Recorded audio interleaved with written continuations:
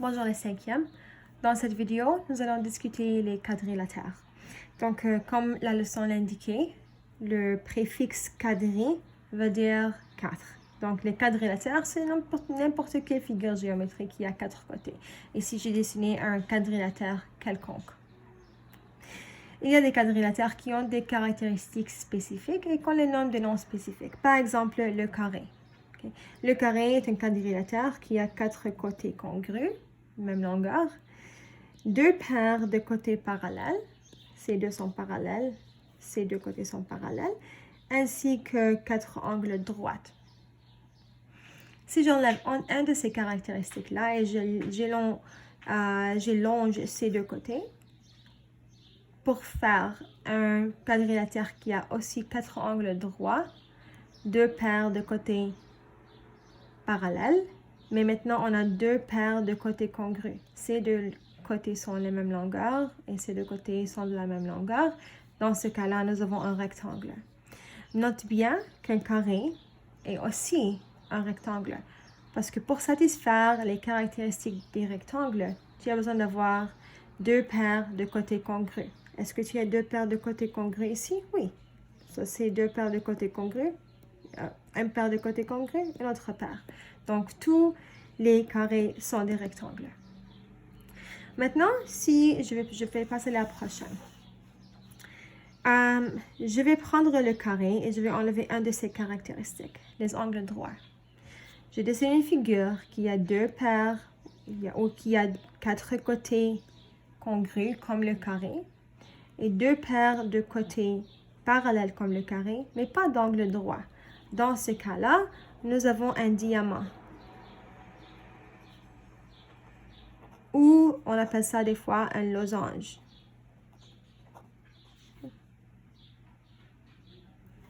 Maintenant, si je retourne ici, je prends le rectangle et j'enlève un de ces caractéristiques-là, notamment les angles droits.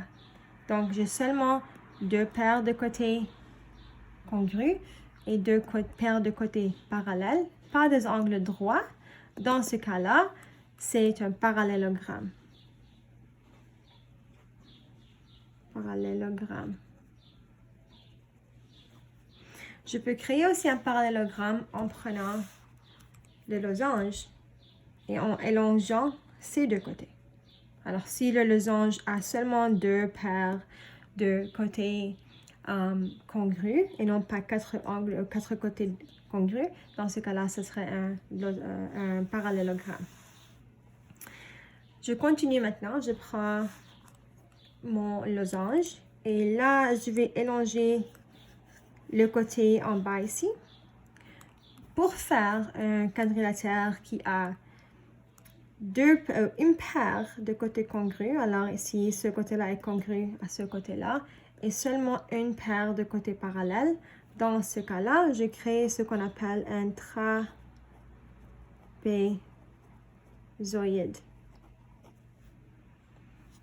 Je continue, je prends le trapézoïde et je change la longueur d'un de ses côtés pour faire qu'on a une seule caractéristique spéciale ici.